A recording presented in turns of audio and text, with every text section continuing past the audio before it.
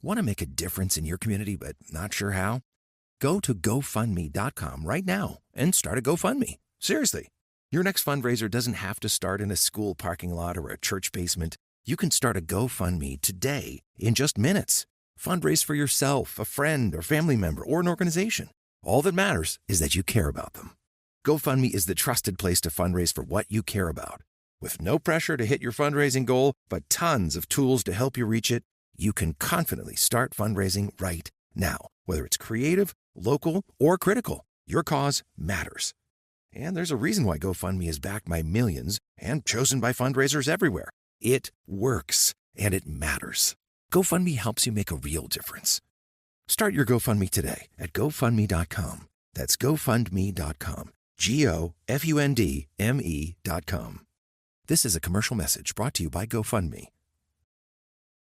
October brings it all. Halloween parties, game day tailgates, crisp fall air. At Total Wine & More, you'll find just what you need for them all. You'll find thousands of wines, spirits, and beers at the lowest prices. Mixing up something spooky? Total Wine & More is your cocktail central for all your Halloween concoctions. You'll always find what you love and love what you find. Only at Total Wine & More. Curbside pickup and delivery available in most areas. See TotalWine.com for details. Spirits not sold in Virginia and North Carolina. Drink responsibly. B21.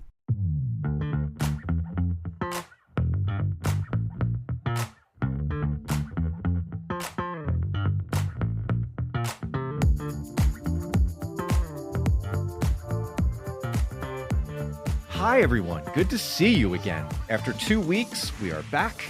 This is Phillies Therapy, and I hope you've had a nice chance to exhale. I hope you had a moment to stretch, to go outside. If you're here in the Northeast, you've had a chance to experience some really nice fall weather lately. And I hope you've come into this episode with a clear mind and basically are just unburdened, because what we want to talk about today... We're going to burden you. It's a little burdensome. It's a little bit of an onus. It's a little bit of a thing to carry on your back, right? The offseason is here. It has been here now for a couple of weeks. The Phillies are off. We're watching the World Series. The World Series is 2 games in, 1 game apiece between the Dodgers and Blue Jays. Not necessarily the best competitive games, but some nice performances. Yoshinobu Yamamoto is incredible, and it makes you feel that much better in retrospect what the Phillies were able to put up against him in the DS, but I digress. With the offseason comes an opportunity. And that opportunity is for folks like Matt and I and others throughout this radio/episodic informational space to just talk about things that are happening with this baseball team, right? Whether they're actually happening or not. It's a fertile ground for ideas to take root. And because the Phillies have fallen short now in the playoffs the last couple of years, I think that ground has become that much more fertile, and the potency is there for different ideas to take root. One of those ideas came sort of, I won't say out of nowhere, but it took an extra leap. It skipped a step. And that idea is that the Phillies would trade Bryce Harper. Harper, of course, is now a little bit more than halfway through his franchise-altering deal, 13 years, $330 million, more than halfway through it. He's coming off a down year for Bryce Harper standards. Now, the context around that, of course, is that he was battling through some injury. There are things that went into that. And a down year for Bryce Harper is still a mid-800s OPS. 129 OPS. Well, that's still really good. But it was a down year. He missed some time. It wasn't his best, and the playoffs left something to be desired. I think those are slightly editorialized objective facts. What has not come logically after that, whether it's through the postmortem press conference that Dave Dombrowski held 10 days ago, 11 days ago at this point, or otherwise, is the idea that the Phillies would move on from Harper. Harper, another objective fact, has 10-5 no trade rights, which is, of course, granted to someone who has 10 years of major league experience and 5 consecutive seasons with the same team. It's a collectively bargained item. Bryce has say. It was not originally drafted into his agreement, but he has it now. It is an automatic thing. He has a no trade clause. That hasn't even been broached. It would need to be a discussion. There are all these things. The fact of the matter is, Matt and I are here to start this episode off by nipping something in the bud a little bit, and just talking about this kind of, I don't want to say it's fabricated, but it kind of is. It's just this illusion that the big shakeup move has to be trading the franchise cornerstone. I've opened up with a long enough soliloquy. Let me bring in my co-host. He is, of course, the Athletics Phillies beat writer. He is Matt Gelb, and he is here to talk with me about this and try to dissuade folks from believing that the Phillies are going to trade Bryce Harper. Hi, Matt. I hope you've had a nice couple of weeks away from this. we come right back in with guns blazing. I'm not gonna lie, I didn't think this is how the offseason would begin. Me end up having a conversation with Bryce Harper about him being disappointed that there's trade talk. Now, let's make this clear. There is no trade talk, okay? There is none. Phillies are not trading Bryce Harper. They have not thought about trading Bryce Harper. If they did think about trading Bryce Harper, it would be akin to apocalyptic scenario, because the moment that they ask another team or float the idea to another team, it would get back to Scott Boras, and all of a sudden you'd have a very angry Bryce Harper. Now, that said, I don't think he's very happy right now. And I think that was reflected in some of the things he said to me, and was published at The Athletic over the weekend. And in our conversation, I wondered aloud to Harper, maybe he's upset at the wrong people. I certainly think that the Dave Dombrowski comment, the original comment from the postmortem press conference, took Bryce Harper off guard. And I think it took a lot of us off guard. I mean, I was the one who asked the question, and I did not expect that kind of response. I appreciated the candor of the response. I thought it was a fascinating thing to unpack, but I think along the way, some people unpacked it in a way that was rather disingenuous. And whether Dave Dombrowski was giving what he has now called, an honest assessment of Harper's season, whether he was trying to challenge Harper, whether he was trying to motivate Harper, I think in Harper's mind, he would accept or welcome the criticism. I think he thought maybe it should have been done in a different way, not maybe as public as it was. And Harper would be the first to tell you that he didn't have a great season by Bryce Harper standards. And I even regret a line that I wrote near the end of the story where I said he had a bad season by Harper standards. I don't know. Bad is not the best way to describe it. He did not have a bad season. He had a down season by Harper standards. I think we can all agree in that manner. But I think what we can also agree, and Paul, we discussed this a little bit on a recent episode, is that there was just something off, right? There was something off with his disposition, his mood.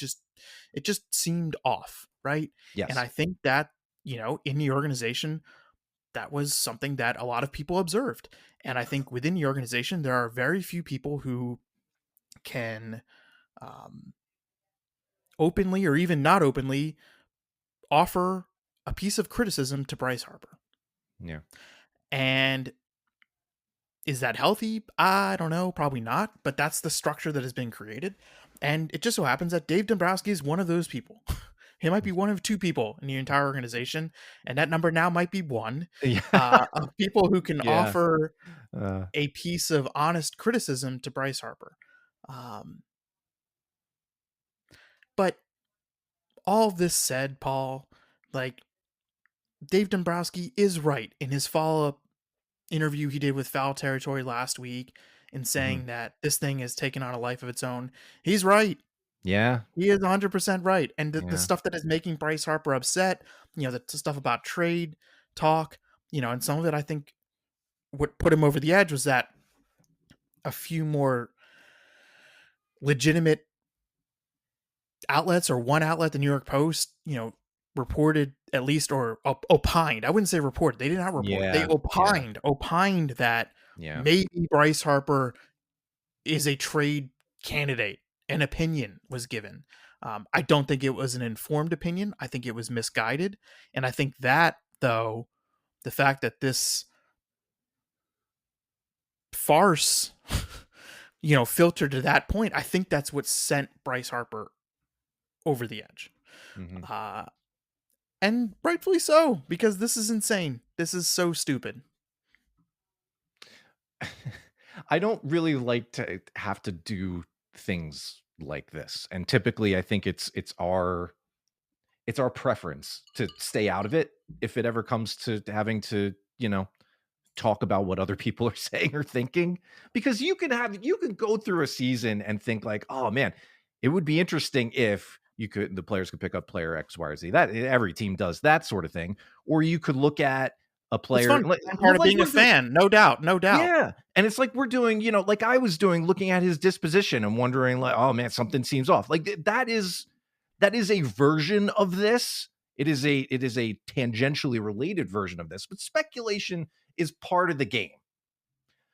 What I think is happening here is a jump to maybe be first on a story that would be enormous for sure if it happened, but that there's no real reason to get out in front of it. I don't think that's what's happening. Okay. Can I go on a rant? Can I go on my actual rant? Whoa. Yeah, of course. All right. I have a challenge here. Okay. I have a challenge to baseball fans in this city, in Philadelphia. Okay. Here's my challenge. Okay. Don't fall for the bait. Don't take it. Don't fall for it. Rise above it. And Paul, like you said, it is fun to share opinions and consider other people's opinions and to just speculate about stuff. That's fun. As a fan, I'm sure that is fun. That is part of what fandom is. Yes. But there is a difference between reporting and engaging and entertaining. And what I would suggest is that a lot of this Bryce Harper stuff on social media and through sports talk radio was spread by entertainers and influencers who have no intellectual honesty. They exist to get you to engage, to get you to continue to speculate, to be upset at their hot take, because that benefits them. I am challenging you, if you are a self-respecting baseball fan in this city, just stop. Don't engage. Don't acknowledge it. Don't spread it. Consider the source. Know the difference between reporting and opinion and speculation. And if you do that, you will be better off. And the loudest voices in the room, they won't always win. And I know that most of the time they will win because they are the loudest voices in the room, and that's how the media ecosystem is in this world now, period. But know the difference between an entertainer and an influencer and a reporter. Know the difference between those groups, and I just feel like you will be better off for it, because I can't help but sit here and think that this whole thing was created to drive engagement. And that's the world that we are in right now. That is it. Yeah. Yeah. And this is a form of that. Sure. But the unfortunate part is that we feel compelled to, I guess, engage, right? To Bryce Harper did. Yeah. It is. Maybe all speculation is unnecessary. Just inherently, maybe if you really want to try and be super objective about it, there's just no need to ever extrapolate anything ever. This is unnecessary. This is just unnecessary. I understand I am frustrated with this team. I think that there is probably a move that needs to be made, maybe two, I don't know, that more significantly alters what this team looks like in 2026 versus 2025. Maybe, I don't know. I'm still of the mind that the core of this team won 95 and 96 games the last 2 years and probably doesn't need too much of a change. That's kind of a different argument. There is I do not know what there is to be gained by pushing this. It's one thing to kind of float it and let it go. Okay, that's silly. Fine, just kind of let it go. To continue to insist that there's fire to the smoke that you alone see, that's when things start getting iffy. That's when you're really trying to make this a thing. And this is what you are trying to create. This back and forth that has reached the players in the front office. It is an unnecessary distraction. And this is not how the offseason is supposed to start before the World Series is even over. No doubt. But let's take away the T word. Let's forget about all of that. And let's actually look at some of the real substance of this, okay? Dave Dombrowski was asked a question by me. I didn't mean to cause any of this. I'm sorry for everybody. this yeah, I guess this is your fault, right? This is my fault. No, it's not. No, it's not. I thought he gave a candid, honest, insightful assessment. But also, like, when the words came out of his mouth, I was a little surprised sitting there. I immediately wrote a note and was like, boy, that was kind of an unexpected response. Dave Dombrowski has been doing this for a long time. He is quite polished when it comes to his work with reporters. He did not say what he said by accident. I am convinced of that, and he will never admit that. I don't think. I He'll agree. just say that it was an honest assessment of Bryce's season. It was said for a reason. Okay. Yeah, I agree. Harper is a little upset for a reason. Let's get to the core, back to the core of what Dombrowski was saying, which was, can he return to an elite level? And that is an important question for this offseason. That is very like these interpersonal dynamics now, where when I talked to Harper on Saturday morning, he had not heard from Dave Dombrowski. He had not heard from John Middleton since the season ended, since those comments. Kind of weird. I don't know. Like, if I was running my organization, I probably would have reached out and just maybe said, hey, this is why I said this, or hey, this is what I really want to say, or, you know, maybe walk it back if you have to with the player. Just make sure everything is all good. A little weird. I don't think that was the right way to handle it. That said, I want the public-facing people in the Phillies organization to be candid and honest at times. Of course. To offer reasonable criticism that allows, you know, we don't want them to just whitewash everything and ignore, you know, real things that are happening. I think we want honesty. I think the reason why people connect with athletes and executives and managers and coaches generally is through honesty, you know, is through candid self-assessments. I don't want that to go away. I don't think Dave Dombrowski should be punished here for, you know, a candid assessment, which I think we could all agree was, you know, rooted in reality. I mean, we're all wondering it. Yes, right? You know, yes. We're all wondering, was this a bad year or was this the beginning of a, you know, downward trend? And so all of that, I think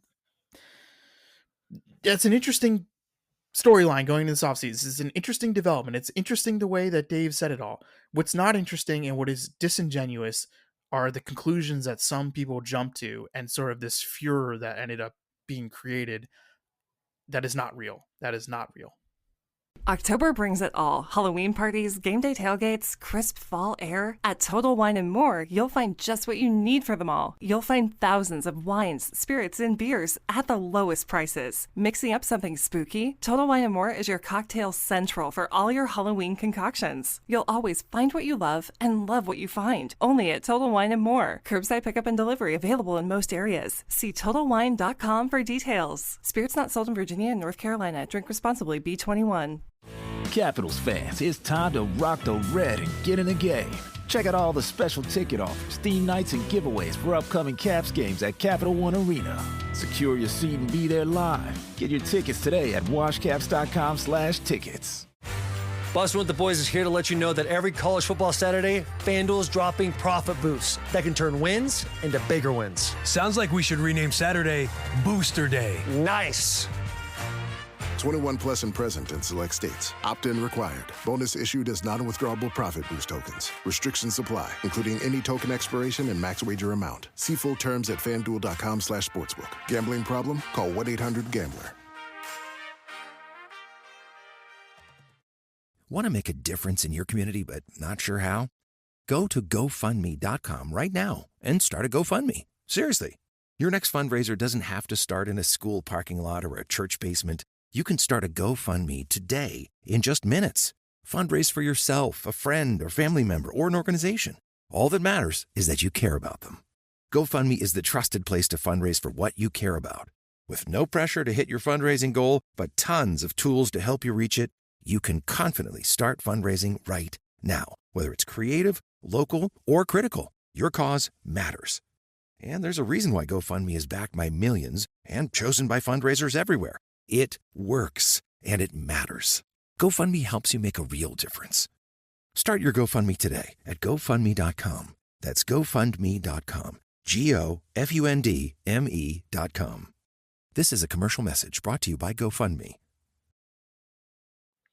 It is taking us away from what should be the real, or one of the real storylines of this offseason, which you mentioned. And it is, how do the Phillies move into this next era, which they have to think about anyway, regardless of whether this is the start of Bryce's downward slope toward the end of his career. It could be, it could not be. I don't know, but there has to be a plan. Maybe that starts he just to turned emerge 33. now. I mean, Yeah. like, realistically, like, even if he does have, 1, 2, 3, 4 more, good seasons. I mean, like, we're getting, like you said, Paul, we're about more than halfway through the contract. I mean, the second half of the contract will not be as good as the first half.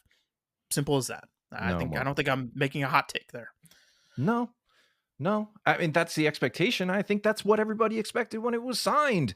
That's why you have these long deals, to get the prime of the player early on, and then you pay for it by guaranteeing money at the downside of their career. Typically, Certainly, that's why everybody is, and it's why everybody is upset and stressed about, the fact that the Phillies haven't won it all yet, because yes, they have some bigger deals that, the implicit agreement is that, well, in the first few years of this deal, you're going to get, real value out of these star players. But, what happens if you don't succeed or win it all in those first few years of some of these deals? Then what? Then it starts to get a little hairy. It does. I mean, for Bryce's part, of course, these first 7 years, I would call spectacular. There have been tremendous moments. He's won an MVP. There have been big hits in the regular season and playoffs. He's given immortal moments to this franchise, to this team, and the team just hasn't won the last game played in a major league season yet with him on it. That's what essentially. Did you look at? Are you on his baseball reference page? I can be in a moment. What do you want me to look at? So look at the bottom of his, of his stats, and it lists, he's now spent 7 years with the Phillies, and he spent 7 years with Washington to begin his career. Oh, wow. The numbers are almost identical. Wow. And so what I'm trying to say is that the second 7 years of Bryce Harper's career almost matched the first 7 years of his career. And that's remarkable because, again, aging curves, etc. Like, it doesn't always happen that way. And so maybe that's, again, he is a freak, right? I mean, this guy just turned 33. He's been in the national spotlight since he was 16 years old. Every single thing he does is overanalyzed and hyper criticized. And so far he has met the moment most of the time. For the majority of his career, he is a future Hall of Famer. He has met the expectations. So would it surprise anyone if he had a big year as a 33-year-old in 2026? No, of course not. But he's going to be 33, and aging curves, as everyone eloquently says, time is undefeated. Paul, and is undefeated. Now, can Bryce Harper fight back against time longer maybe than somebody else? That wouldn't surprise me. Wouldn't surprise me either. No, would not surprise me. No, not at all. Another thing I found myself thinking about, because I had plenty of time to think through all of this stuff about this over the last couple of days, is what point would it serve to publicly say, yeah, the guy wasn't very good, and now we want to trade him, with 6 years left guaranteed. Like, I don't know if he's ever going to be elite again. Hey, would you like to take him? That doesn't help. These things don't add up. The math is not mathing here. I think he was trying to challenge him a little bit, and I think that I don't disagree with the idea. Like, we discussed this. I mean, like, right. It was off. There was something off this year. I don't disagree with the thought Dave Dombrowski had. Now, I think in retrospect, maybe he should have done it in a different way. Or at the very least, after saying what he said, maybe he should have reached out to Harper and just say, look, this is what I said today. This is what I'm really thinking, etc. Whatever, just to make sure that everybody's on the same page. Yeah. You said this earlier, and this is why I don't think this necessarily will happen, that Dombrowski did not say this by accident. And I agree. The man is, he's a Hall of Fame executive. He knows what he's doing. I don't want this mess to dissuade him from continuing to be candid when he thinks it's the right play, when he thinks it is, mandated by the situation, because this sort of thing can be helpful. Yes, there is sloppiness around the edges. The details about it, even before getting into our space, the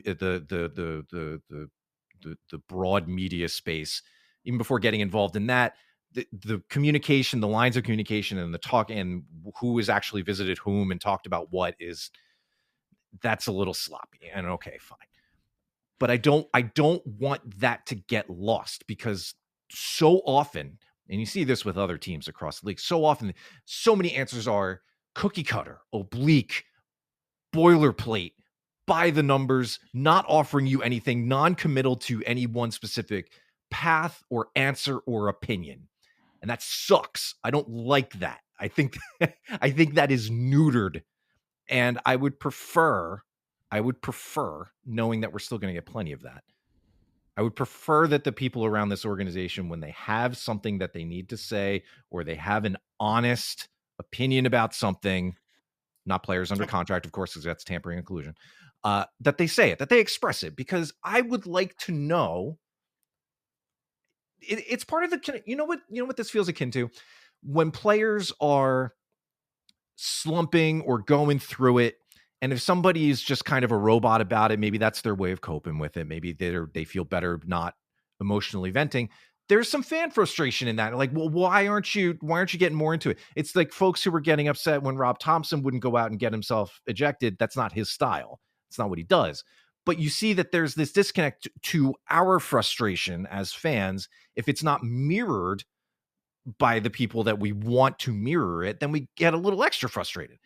I think this is a good way to vent that a little bit, to release the valve just a bit.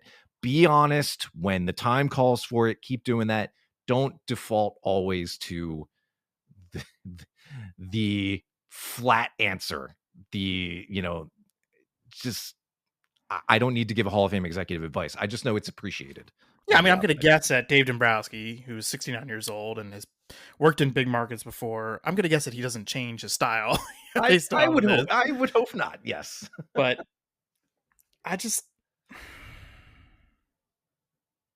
there's so many dynamics out here, Paul, because there's so many powerful people involved in this, right? Sure.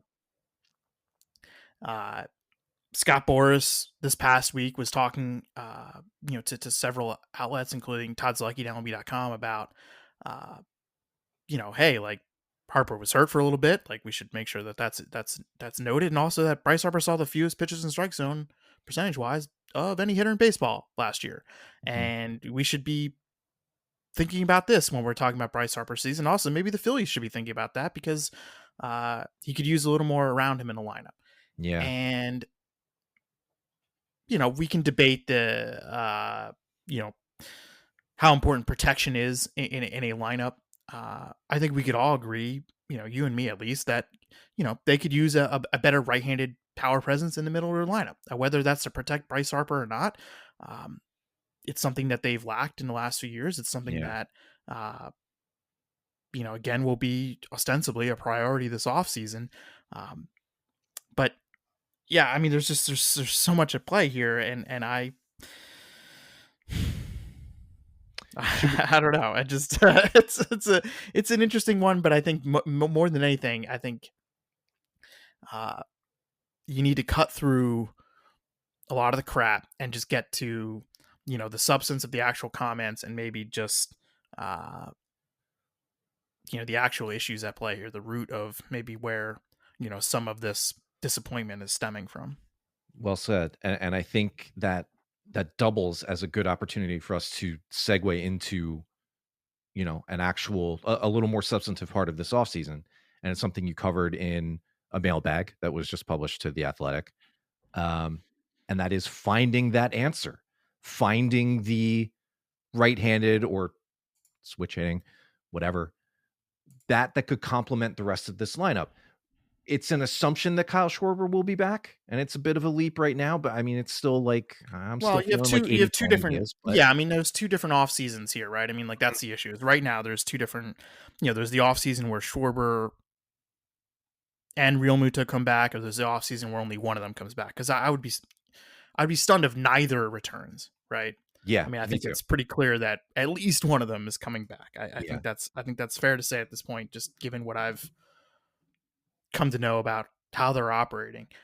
So there's two different off seasons though. It's one where they both come back and one where only one of them comes back. So it is hard to make sort of these overarching philosophical strategy, what's your ideal off season kind of chatter right now. But that said, even if both of those guys return, or if only one of them returns, you're still thinking about and looking for, a middle of the order right-handed bat. Yes. The problem then becomes, okay, we've identified a problem. We've identified an area of need or want.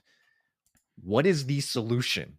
Because there is none. Because it's a weird off season for this. Right now, as I look at it, and this is to say nothing about how likely the series of moves is, we're probably thinking about Alex Bregman and then a move of Alec Boehm to some other team. That feels like the solution to the right-handed bat thing. You could talk about Bo Bichette if you want to. That would also require a movement of a different kind. Bichette played second base in the World Series when he started. It's a position he hasn't played in years. Yeah, I mean, his future is at second or third. Yeah. You could think about that too. That's riskier to me. But that's what we're thinking about here. Those are the guys who could make that difference.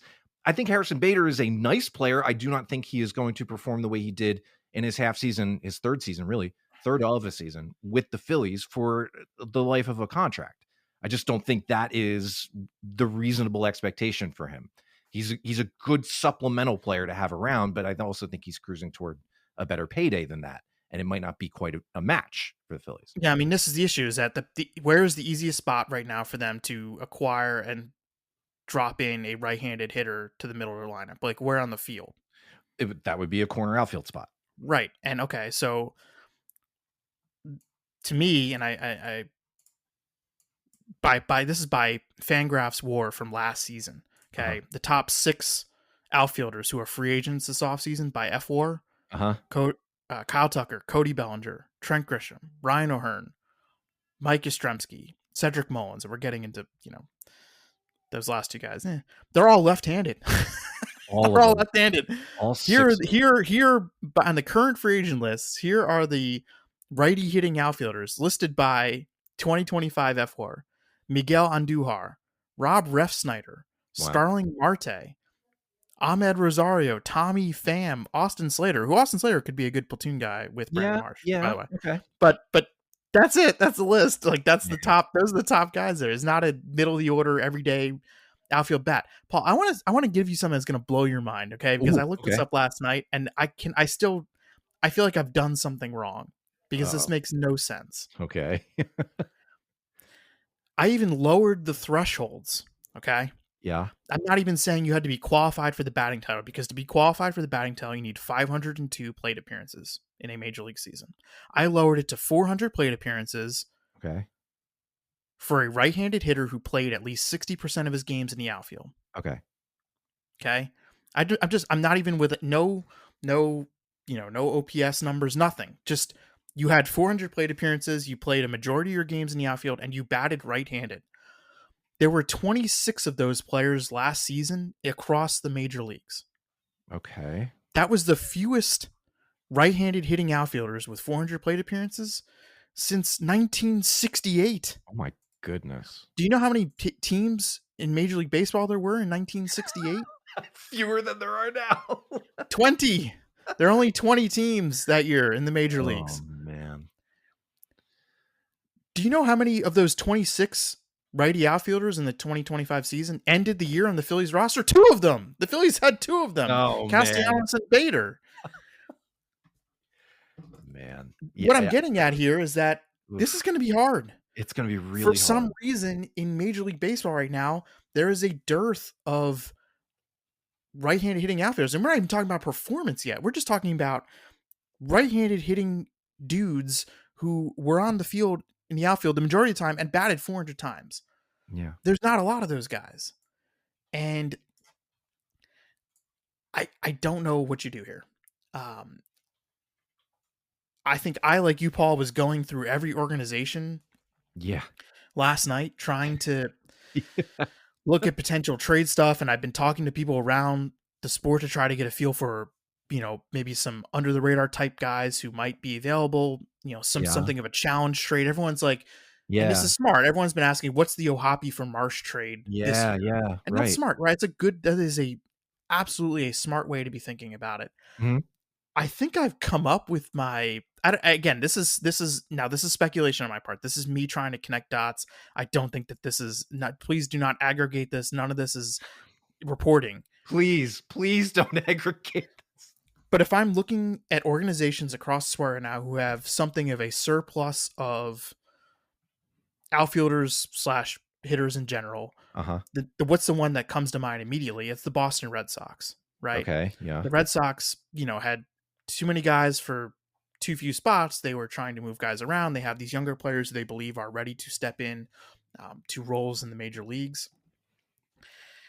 And one guy in particular, I don't know if he's the answer. I don't know if they would trade him. Probably not. But he sticks out to me as a younger player who maybe you trade a prospect for, or you trade something to Boston that is a better fit for their roster.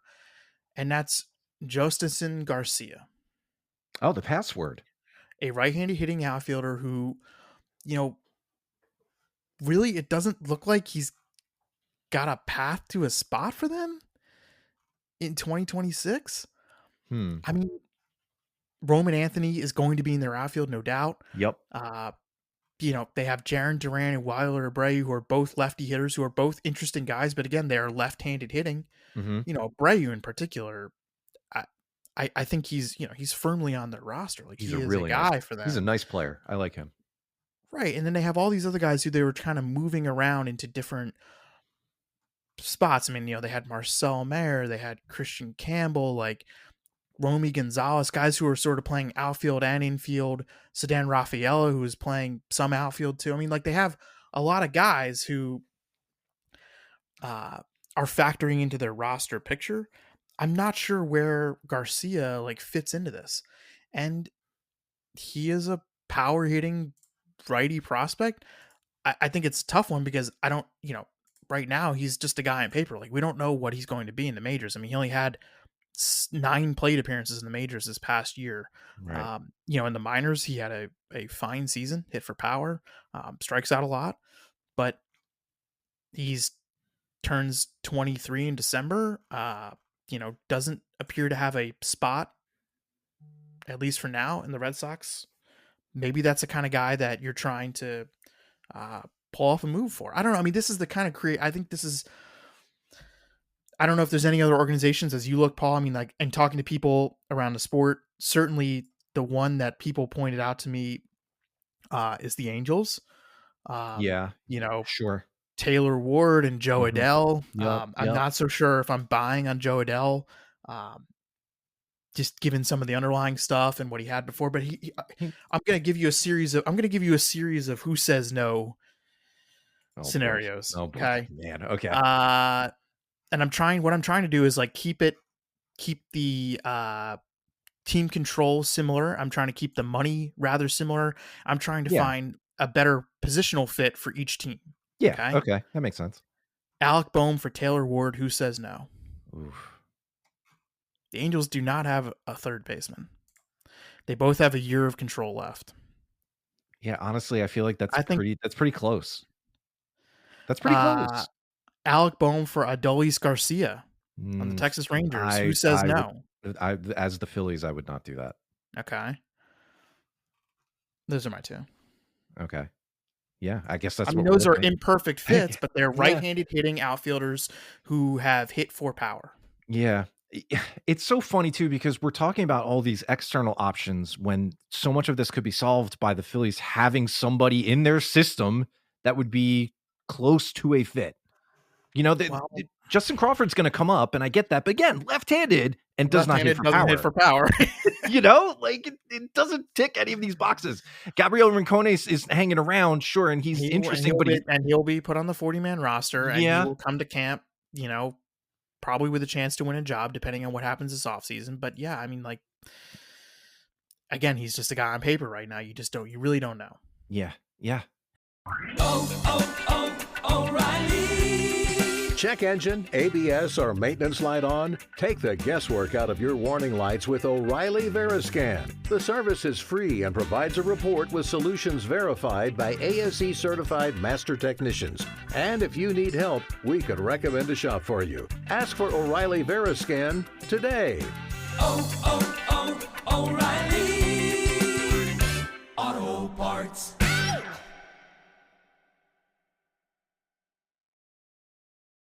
Every business has unique needs. Perhaps your business needs a better way to manage cash flow, help protect against fraud, or efficiently bank online. Or maybe you're on a roll and ready to expand. Whatever your business needs, Atlantic Union Bank pairs modern technology with knowledgeable bankers dedicated to making banking for your business easier. Call, visit us online, or drop into an Atlantic Union Bank branch today. Atlantic Union Bank. Any way you bank. Wayfair's big sale is here. It's Way Day, and it's on now. For 4 days only, score up to 80% off all things home, with free shipping on everything. Now through October 29th, score Wayfair's best deals, like up to 80% off area rugs, up to 60% off mattresses, up to 60% off bedroom furniture, and more exclusive doorbuster deals. So build your cart and shop Way Day starting October 26th at wayfair.com. Wayfair, every style, every home. Want to make a difference in your community but not sure how? Go to GoFundMe.com right now and start a GoFundMe. Seriously. Your next fundraiser doesn't have to start in a school parking lot or a church basement. You can start a GoFundMe today in just minutes. Fundraise for yourself, a friend, or family member, or an organization. All that matters is that you care about them. GoFundMe is the trusted place to fundraise for what you care about. With no pressure to hit your fundraising goal, but tons of tools to help you reach it, you can confidently start fundraising right now. Whether it's creative, local, or critical, your cause matters. And there's a reason why GoFundMe is backed by millions and chosen by fundraisers everywhere. It works, and it matters. GoFundMe helps you make a real difference. Start your GoFundMe today at GoFundMe.com. That's GoFundMe.com. GoFundMe.com. This is a commercial message brought to you by GoFundMe. And I'm just looking at, this is just a depth chart put out in front of me that may be missing some names, but you even get down into AA, and you know they've sent Dylan Campbell to the AFL. He hits right-handed, but I don't know enough about it. He was just picked guy, up. Bench, Yeah, you know, if he's a big leaguer, he's a bench guy. yeah, and then we're getting into guys who are just not ready yet. They're at the lower levels of the organization, and they're not ready to compete for a major league job out of spring training. At least that are hitting right-handed or switch hitting. You know, to make nothing of the 24 first-round pick Dante Nori, who had a nice season, but again, left-handed, not really, I think, in the plans for early 2026 anyway. There's no internal stuff option. that Paul, right? Well, so this is the kind of exercises that the Phillies this week are having their organizational meetings in Clearwater. They have them every year. You know, it's a chance for all corners of the organization to get to. They bring in all their scouts. The whole front office goes down. They don't bring in every coach. I think they usually just bring in, like, you know, the manager and maybe the hitting coach, the pitching coach.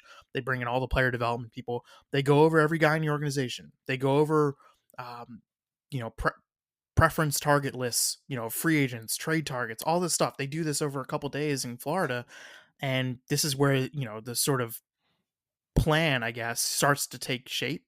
And this is the kind of stuff they're going to be doing this week because it's not obvious. It's not obvious, and I don't think that they necessarily can just throw money at every single hole they have, because I do think there's a finite amount, and I addressed this in my mailbag today over at The Athletic. I don't think I really realized this until I went through some of the numbers.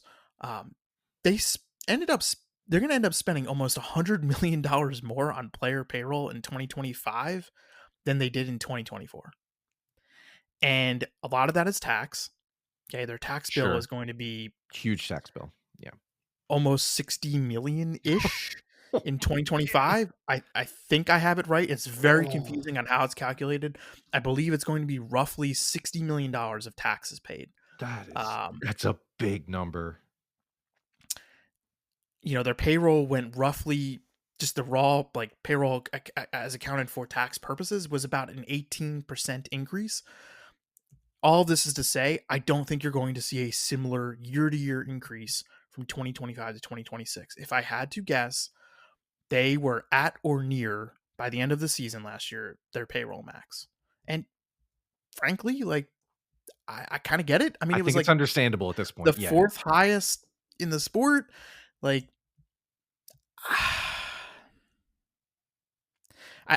there's going to be an urge, right? I mean, there's going to be an urge to go get Alex Bregman, and maybe they do.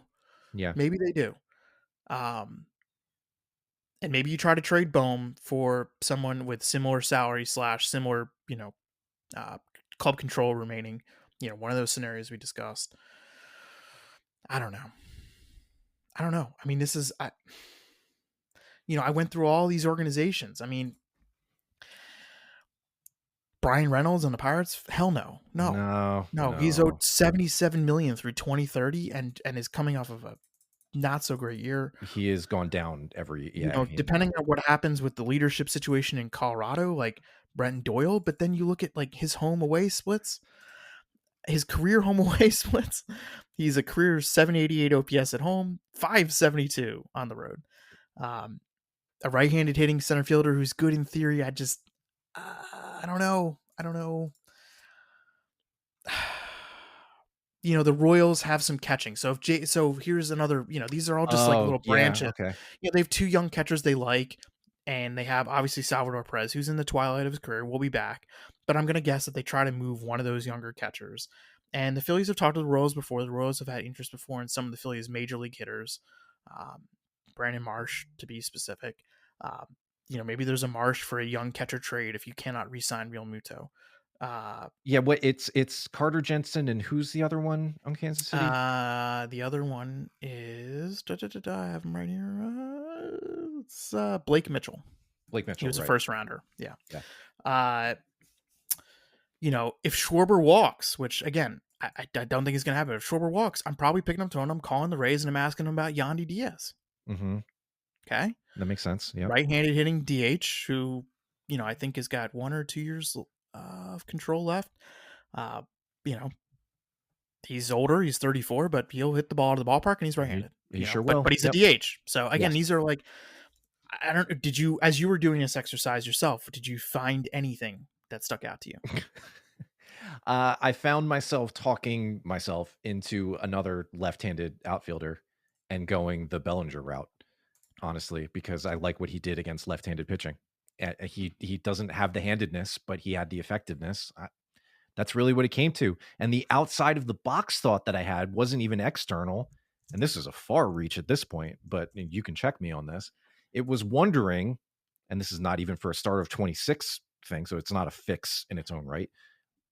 Do they try in the spring playing Arun Escobar in a corner outfield spot? I mean, maybe. I don't know. I mean, whenever I ask people about him, there's legitimate questions about where does he play on the field, because I think there's some people who think his second base is suitable, and there's other people who think he's gonna have to move off second base. He's a big guy already. Right. Maybe I don't know. I have not even considered that or asked anybody about Yeah. that. The But thing that's about where I was. the thing about Bellinger is like Paul. I mean, they've had opportunities to sign him in the past. I don't think they've been that interested. Now, maybe that's changed because, like you That's said, the fair. need, Yeah.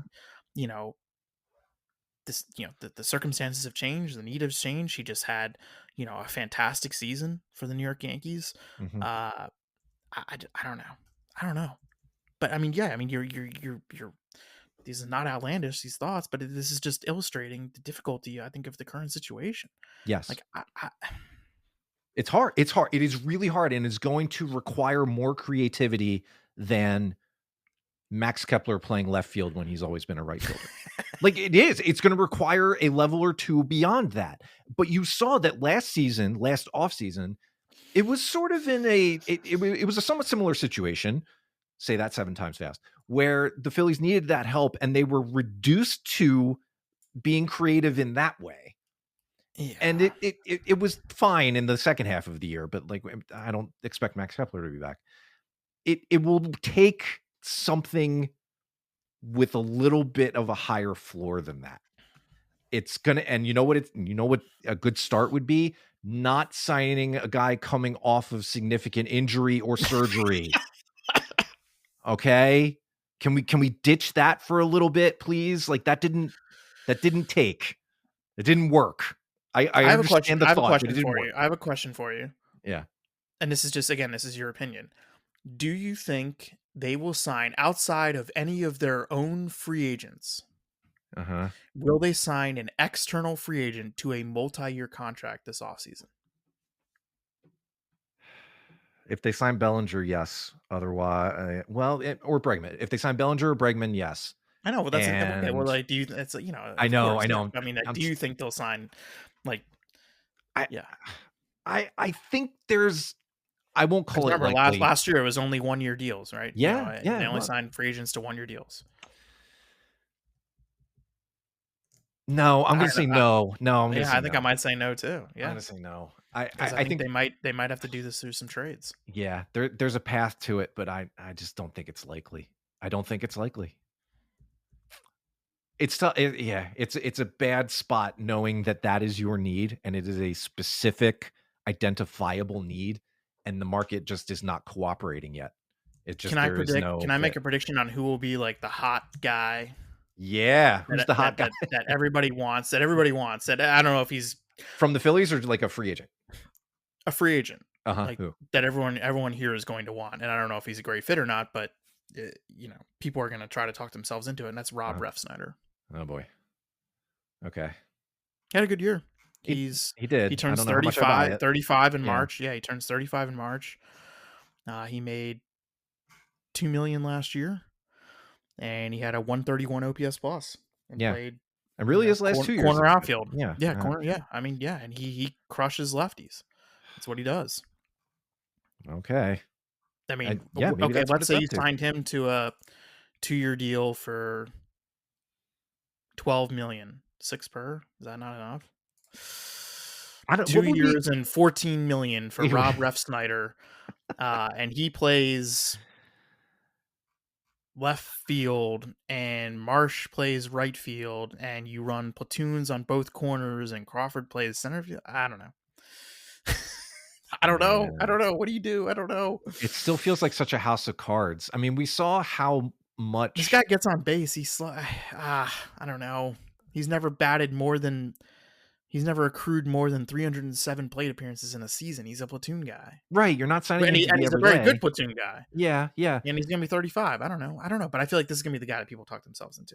Okay. All right. Fine. Yeah. I can give me enough time. You get me into December and thinking about the winter meetings. I'm sure I'll be. I can't wait for the Rob Refsnyder episode. I know. I'll be like, what is it, like Pepe Sylvia in It's Always Sunny with just the strings on the board and trying to connect everything. Yes. Just that's going to be me. Really, the summary here is what we've been saying is that we have an idea of what the Phillies need. A pretty good idea. And it's just the second part of the question. Places for them to do it, Right. There are places on the roster, on the field for them to enact this change. But and then exactly, what is the answer? What is the solution? And how feasible is that solution? Those are tricky parts of the question to answer this year. It But may Dave Dombrowski needs to have a better offseason than he did last offseason. And for the sure. Jesus Luzardo trade was a stroke of genius. It was great. Incredible. Yes. Other than that, was Didn't not really, a good offseason. Didn't really work. No. Didn't really do anything. And I'm not even talking about the free agent deals he gave out. I mean, it was the lack of viable minor league depth they added, especially on the bullpen side. It just wasn't a lot there. It was not a good offseason. No. Got to have a better one. Yeah. And in this environment, what does that look like? It's hard. Like this is where the big bucks are really going to come in handy. This is where you earn your keep. This is where you prove once more, not that you need to do it again, but where you prove once more that you are a Hall of Fame executive. And you guys, you execute the plan. You blow our socks off out here in fan land. You have ideas. Well, you never want to win the offseason because that typically means that you don't win the season. Well, that's true. But you want to have a good offseason. Yeah. I have no reason to doubt that there is something and that there is some sort of plan, right? That's what good organizations do. You don't win 95 plus games in consecutive years without having some idea of what you're doing and having good top level talent, which the Phillies have and will have again in 2026. They're going to be good again. Even if they bring back most of the same core, they're going to be good again, right? Let's lay the foundation there. But the supplemental moves need to be better if you want to win 90 plus again, win the division again. Yeah, I mean, simple as it's time to, Brandon Marsh to me is a perfect example of this, right? Brandon Marsh is a good player when used the right way. I think we all realize this now, right? Yeah. That this idea of him being an everyday center fielder, probably miscast. It's probably time to stop. Those are the questions we've been asking for the last few years. It's probably time to stop asking those questions and say, this guy is a really good corner outfielder and a strong side of a platoon. Let's treat him as such, and let's go get the complementary piece. Let's actually invest resources and energy and time into getting a really good complementary piece, whether it's Rob Refsnyder or Austin Slater or somebody that we don't know, to make this work really, really well. Because often, and I'm guilty of this sometimes, like we look at Marsh and there were times where he's underwhelmed, no doubt. There are times when he's frustrating, especially if he's playing in center field, which is not a great position for him. But I think more of the frustration is about the fact that they haven't found a suitable partner to platoon with him. Yeah. And I think it colors maybe how you feel about him. Because like, well, God, if he could just, play every day, like they wouldn't have this issue. Well, no, maybe it's just like if they could just find a better right-handed hitting corner outfielder to pair with him, then this would work. Yeah. One internal option I neglected to mention, of course, was Otto Kemp, and I'm sure he'll get a chance to see some of that side of the platoon too. But we don't know what he is. He's not much different from Rob Refsnyder is a better option than Otto Kemp right now, even though he's 10 years older and would cost more money. Like that's where we're at. But maybe he'll show you something. I don't know. I'm sure he'll get a chance. I feel like the 80th percent outcome for Otto Kemp is like Rob Refsnyder. Oh, sure. That might even be 90 plus. I mean, you look at what he did this year. I mean, he did some good things. Do not get me wrong. I'm very pleased that one of my preseason guys to watch, made the major leagues and took 200 plate appearances and socked a few dingers. He struck out a third of the time. Yeah, I mean, he was like a replacement level player. And 200 plate appearances. I mean, he was, there's some bad. What did I say today? I said in my mailbag, I was like, I said like closure. I squint a little bit, and maybe he's like Davis Schneider. Oh yeah, right. Yeah. I mean, like Eastern. I think Davis Schneider is like a solid role player on a World Series contender. I don't know that Kemp is that, but I guess like if you really want to talk yourself into him, like that's probably like your outcome that you are hoping for. Yeah, and to be fair, that would be fine. We just don't know if he is that yet. All right, Matt. I think this helped. I don't know if this helped. I don't know if it helps either. I don't like having to do episodes like this, really, and I hope that this. Well, I like being able to like trying to connect the dots on some stuff. Yes, that part of it, absolutely. I don't like telling people. I don't like telling people how to think or what. To right. Think, so I'm right. sorry. Hate that. I'm just challenging you to think. Just take a step back if you're self-respecting Phillies fan, and just Yeah. assess some things in your life. Yeah. Consider the source. Okay. That's going to have to do it for this one, I think. We're putting together something, Matt and I are, in a Google Sheet that will be shared with all of you at We some are? point in the near future. Yes. It's called the Big Board. It's really just a list of names of guys that we either think could be a good fit or may have been mentioned in somewhat legitimate fire to smoke ratio that could work on this team. Just putting it together. It'll be a public link when we feel pretty good about it. Just got a couple of things of our opinions about what some of these guys could be, if they could be a good fit, what we think they might This go might have to be a for. lot of a you thing. Oh yeah, that's totally fine. It already mostly. I've got 23 guys in the list right You now. do? Oh, I haven't even opened this yet. Yeah, I emailed it to you a few days ago. Yeah. I have now opened it. Yeah, there you go. Yeah, so it's called the Big Board. It'll be put in a link probably to maybe the next episode. I think we'll probably be ready for it. Just to give you guys an idea of what we're thinking, if you care. Wow, this is we fancy. won't be breaking any news here. So don't think that's what it's for. It's really just to get kind of a heat check on, guys that we're thinking about that could be a fit for different parts of the roster. Apart from that, of course, we always have the Patreon that you can join. The community is going to continue to be a thing through the off season. We'll talk about all the moves that actually do happen, winter meetings, all of the wonderful off-season milestones. We'd love for you all to join us. Patreon.com/Phillies Therapy. That's the big draw.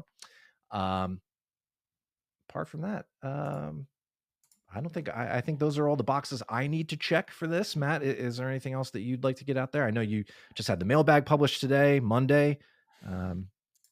What else is coming up? I don't know. I mean, 5 days after the end of the World Series is when things, really it's a weird point. Start, right? Yeah. They, we'll have some stuff over at the Athletic around then, but until then, I might just be laying in the weeds. Yeah, right. Same with me, honestly. What have you thought about the World Series so far, real quick? It's fine. I mean, it's fine. I mean, it's fine. I mean, the first games were entertaining. I didn't see a pitch of Game 2. I watched all of Game 1. I did not see a single pitch in Game 2. Yamamoto after the first inning was truly unbelievable. That guy he's something else. He really. I mean, it's almost as if he did get the largest. Yeah, right. It's almost as if he's a pitcher in baseball history. His stuff is when he get. Oh my god, he's nuts when he's on. He was tremendous. He was the only guy the Phillies got to. right. No, he was tremendous. I don't know if the Blue Jays have enough in the tank to take. They more don't. In Spoiler series. alert. They don't. Yeah, I don't know. Game 1 was really impressive. I want this on the record. I mean, like, this is never going to show up because they didn't publish it at the Athletic, but they asked us to fill out, the staff. They asked the staff to fill out a form, and they used some of the responses for, prediction pieces or whatever. Okay. I'm going to read you what I wrote for the World Series. Yes. Okay. They asked, pick who will win. I picked the Dodgers, and the question was, why will they win? And I wrote, Toronto wins the first game, prompting Dodgers rust talk, only for Los Angeles to win the next 4 in a row with their pitching machine. So, wow. All right. Well, I'm 1 out of 4. Let's see. You're 2 out of 5. If we really want to think about it that way, I did have, and I mean, I think I've already done well here. I mean, they asked us who will win the Barry Bonds MVP award, which is the player who kills it for the losing team, and no one remembers the performance. And I wrote Addison Barger. Wow. Yep. Tremendous Game 1. I like Addison Barger. Me too. When he hit that grand slam, and I said this in our Discord, he reminded me. He looked like Jason Giambi with the follow through, like with the absolute hack and the abbreviated, He does not get cheated. Oh my god. No, none of those Blue Jays guys do. That I recommend reading a story. Mitch Bannon, who covers the Blue Jays for the Athletic, he wrote about Toronto's hitting coach David Popkins, who's gotten a lot of pop, no pun intended, the last few weeks for what he's done. Very funny that the Twins fired him after last season, and there was a lot of people interested in hiring him. That Blue Jays hired him. The Phillies once tried to hire him, and that's in Mitch's story a couple years ago as like a minor league hitting coach. It's interesting, and obviously there's been all these online debates about bat speed, and it's like, well, yeah, everybody's always wanted bat speed. There's just new ways of measuring it, and new ways of possibly improving it. It seems like the Blue Jays have tapped into a little bit of that. Yeah, maybe. They are a fun team, even if they would need to require 3 more Herculean games to overcome. I mean, Max Scherzer is starting Game 3. Yeah. We'll see. He had something in the tank last series. I don't know. We'll see. We'll see. Game 3 is later tonight, Monday, and maybe this will be outdated quicker than normal. Who knows? All right, I think we'll wrap it up there. This has been cathartic. I think it's hopefully not going to be too annoying of an off season. It's not off. No, it'll be annoying. It's not up to a great start, but so it goes. Bryce Harper isn't getting traded. Stop it. We'll see what the rest of the offseason holds, though. Can't wait. There are going to be other moves, but we'll have to wait until this World Series is over, and we'll get into more of that when the time comes. So TBD on our next episode again. Thanks everybody for hanging with us as we took last week off. We may do the same again. We'll see how things shake out for this offseason. Hopefully, if the World Series ends, we might be taping next week. Yes. So we'll set the table a little bit better for offseason moves, let you all know what the key dates are, things to keep in mind as the offseason moves. It will be slow again because that's just how the baseball offseason is. There's uncertainty around 2027 and beyond, so that's going to factor in. We'll get into all of that when the time comes. So thank you everybody for hanging with us on this episode of Voice Therapy, part of the Believe Podcast Network. For Matt, I am Paul, and we will catch you guys next time.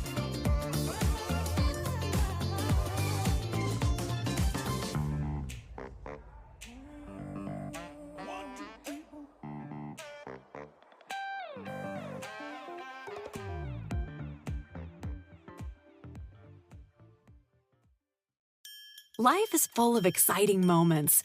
Whether you're buying a new home, opening an account as you welcome a new family member, or planning for retirement, you need a bank that's there when it matters. At Atlantic Union Bank, you'll find helpful people and digital tools to make banking for all of life's moments a little easier. Because you deserve a financial partner who cares as much as you do. Call, visit us online, or drop by a branch to learn more. Atlantic Union Bank. Any way you bank. AI agents are everywhere, automating tasks and making decisions at machine speed. But agents make mistakes. Just one rogue agent can do big damage before you even notice. Rubrik Agent Cloud is the only platform that helps you monitor agents, set guardrails, and rewind mistakes, so you can unleash agents, not risk. Accelerate your AI transformation at Rubrik.com. That's RUBRIK.com.